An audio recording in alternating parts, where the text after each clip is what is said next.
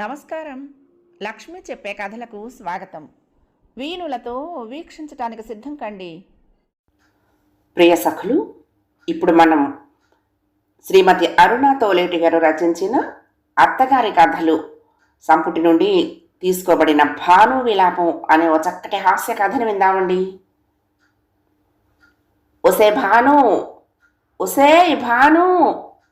తలుపు దబా దబా ఓ చేత్తో బాధిస్తూ మరో చేత్తో కాలింగ్ బెల్ స్విచ్ బద్దలయ్యేలా వేలుతో టపా టపా నొక్కేస్తూ అది చాలదన్నట్లు నోటికి కూడా పని చెప్తూ నా పేరును పైలోకంలో ఉన్న నా తల్లిదండ్రులకు కూడా వినపడేంత గట్టిగా కేకలు వేస్తూ అరుస్తూ పిలుస్తున్నారు తన తమ్ముడింటికి వెళ్ళి తిరిగి వచ్చిన మా అత్తగారు. పడుతూ జారుతూ పరిగెత్తుకు వెళ్ళి రెండు చేతులకి అప్పుడే పెట్టుకున్న గోరింటాకును గబగబా కడిగేసుకుని దబాలను వెళ్ళి ముందుకు పడబోయిన దాన్ని ఎలాగో నిలదొక్కుని తలుపు తెరిచాను. ఇంతసేపటే గడియ తీయటం, పైగా అసుర సంధ్యవేళ, అంత మొద్దు నిద్రైతే అట్ట ఏమన్నా ఉడకేసావా అది లేదా అని అడుగుతూ గబగబా బాత్రూమ్ వైపు కాళ్ళు కడుక్కునేందుకు వెళ్ళారు.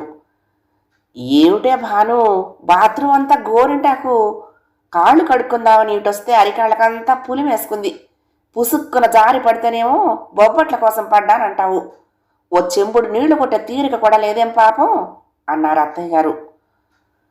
మీరు దాబా దాబా తలుపు బాధిస్తూ ఉంటే ఆ కంగారులో నీళ్ళేం కొట్టను అన్నాను దెప్పి పొడుపుగా. అయినా మీరు ఈ పూట రామని మీ అబ్బాయి చెప్తేను వెర్రి మొద్దుని గోరింటా కట్టుకుని కూర్చున్నాను, నాకేం తెలుసు మీరు ఇలా తిరిగి వచ్చేస్తారని అన్నాను. ఏరా ఈ పూటకి రానని చెప్పావా దీనికి అత్తగారు నిలదీసి అడిగారు మా శ్రీవారిని. హబ్బే నేనేం చెప్పలేదే అమ్మా అనేశాడు నా దొంగ మొగుడు. ఠక్కు నా వాక్కవటం నా వంతయింది. సణుగుతూ గొణుగుతూ ఆవిడ వంటింట్లో కాస్త సాయం చేశారు నాకు. ఏదో ఆ పూటకింత వండుకు తిన్నాం అనిపించుకున్నాం. ఈయనగారి నిర్వాకం నచ్చలేదు నాకు. ఇట్లాంటివి నాకు కొత్తవి కాదు, మొన్న మధ్య కూడా ఇంతే ఇలాగే చేశారు.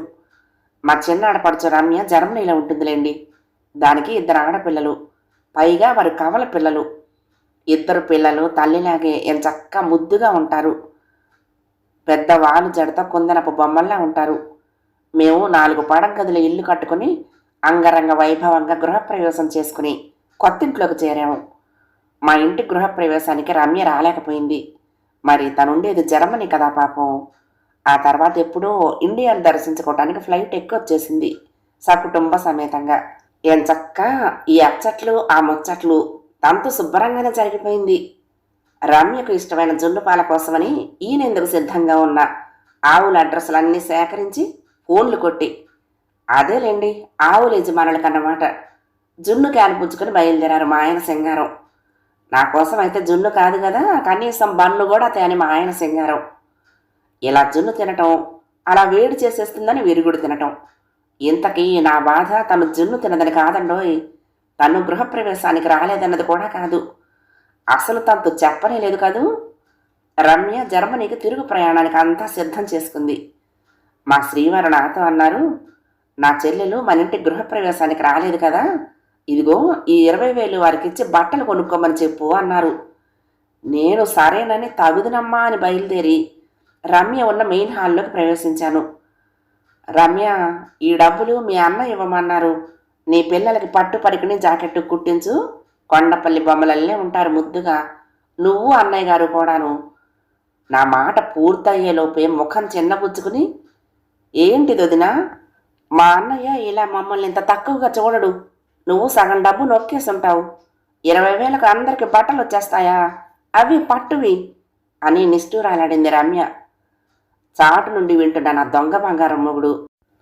ఏదో తెలియక చేసిందిలే, వదినేగా వదిలే అనేశాడు. మళ్ళీ అవాక్కైపోయాను.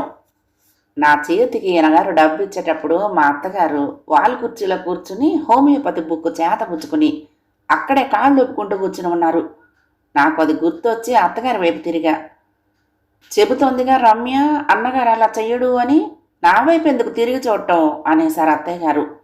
నేను కళ్ళు తేలేశాను. ఇంతలో మా వారు ఇంతలా డబ్బుల కట్ట ఓ 50,000 ఉంటుందనుకుంటా రమ్య చేతిలో పెడుతూ క్షమించమన్నట్టుగా చూశారు రమ్య కళ్ళల్లోకి. ఏదో తెలియక చేసుంటుందిలే అనేశారు మళ్ళీను. అయినా అంత ఇదిగా క్షమించేయమంటూ ఈయనగారు రమ్య కళ్ళలోకి చూసేయటం నాకెందుకో నచ్చలేదు. ఎవరి స్థోమత వారిది కదండి. పైగా నా వల్లే తన చెల్లెల దగ్గర క్షమాపణ కోరాల్సి వచ్చినట్టు ఆ చూపేంటో. నాకు ఒక్కసారిగా దుఃఖం తన్నుకొచ్చి పౌరుషం పొడుచుకొచ్చి మా వారి బుర్ర మీద గట్టిగా 2 మొట్టబుద్దేసింది. ఇటు అత్తగారి విసురులు, అటు ఆడబడుచు నసుగుళ్ళు.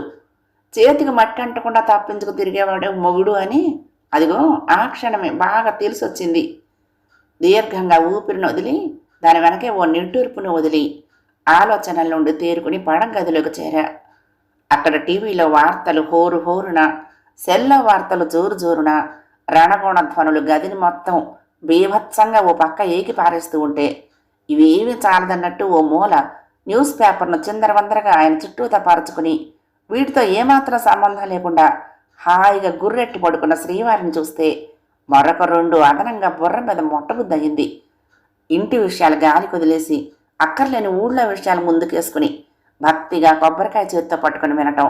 పోనీ అదన్నా పూర్తిగా వింటారా అంటే అదీ లేదు. సగంలోనే నిద్రలోకి జారుకోవటం.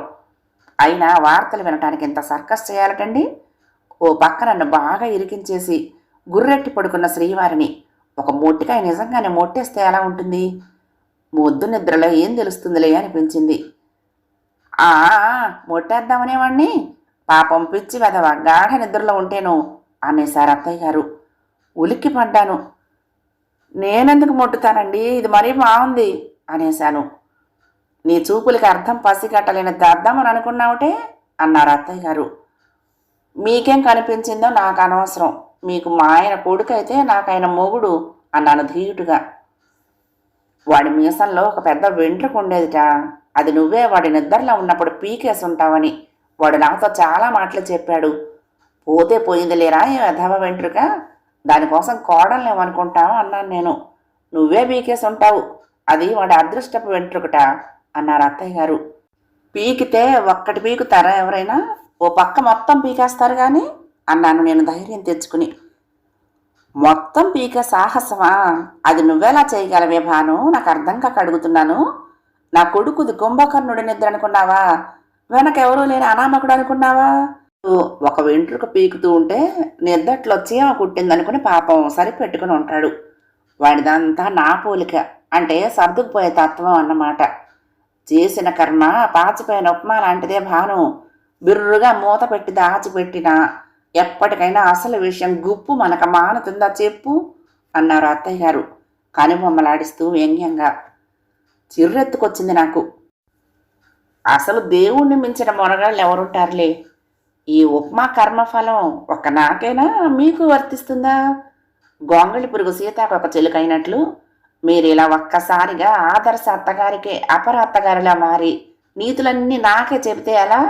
మీ ఖాతాలో మొత్తం అన్నీ మహాపుణ్యకర్మలే పోగై ఉన్నట్టు అన్నాను నా పొడవాటి జడను మెడవైపుకు ఠపీమని విసురుకుంటూ.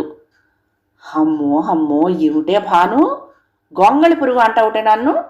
ఇంతటి అత్తగారిని పట్టుకుని ఉత్తుత్తి ఆదర్శాలు వల్లించే పేడసరపు మొండి ఘటాన్ని అంటావా? ఒక్క పుణ్యకర్మ పోగేసుకోలేని అపర పాపాత్మురాలని పరమ దుష్టురాలని అంటావుటే? నా కొడుకు మీసంలో నుండి వాడి అదృష్ట వెంట్రుకని పీకేసింది చాలక నన్ను గొంగళి పురుగును నిందిస్తావుటే అంటూ గొల్లుమంటూ ఏడుపులు అంకించుకున్నారు అత్తయ్య గారు. మీరు ఎప్పట్లాగే నేను అననివన్నీ పుట్టించేశారు. మీరు ఉదాహరణగా ఉప్మా కర్మ గురించి చెప్పలేదు, అలాగే నేను గొంగళి పురుగు గురించి చెప్పాను.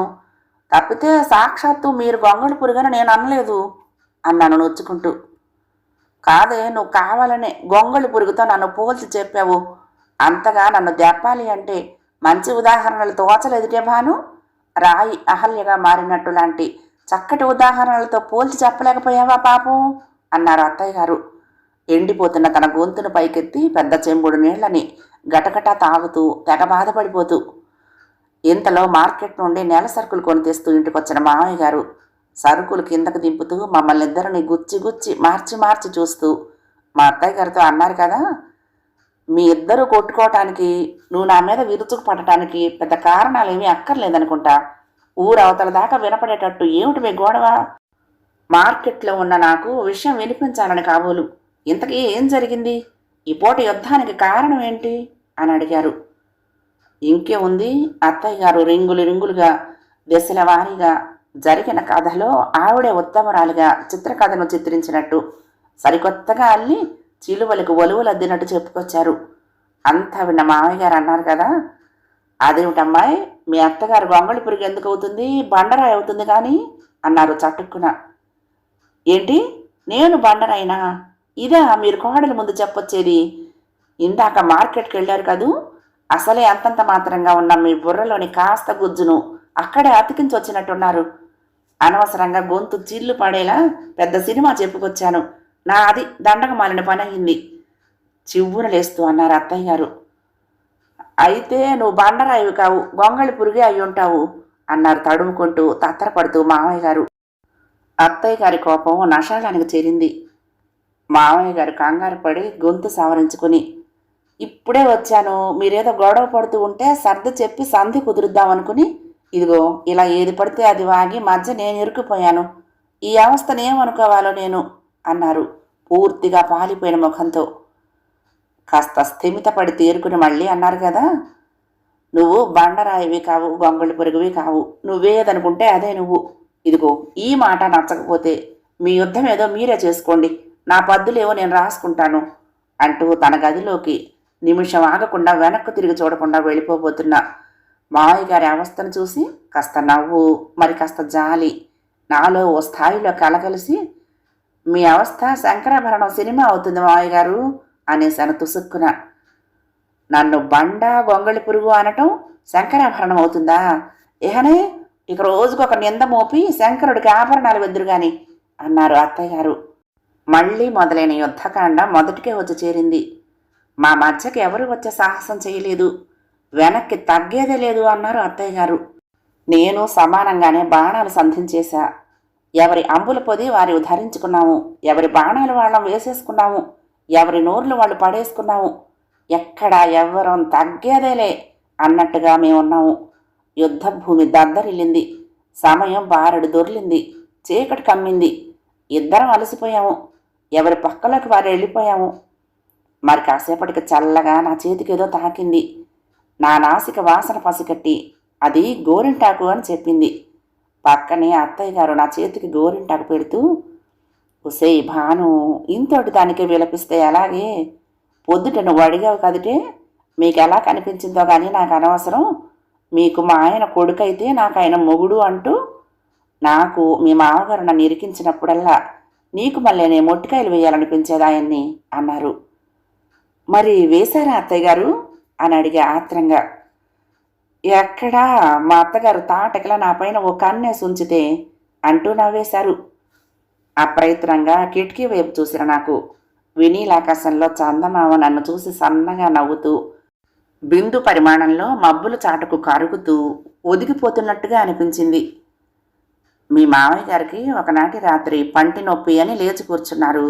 దానికి మా అత్తగారు నన్ను ఏమన్నారో తెలుసా? నువ్వే వాడి దవడ వాయిగొట్టుంటావు ముచ్చులాగా అని. మీ మామయ్య గారు అన్నారు, కొట్టగలిగేదే అయితే 2 దవళ్ళు వాయిగొట్టేది కదే, అది ముచ్చు అయితే నేను కొండ ముచ్చును అని.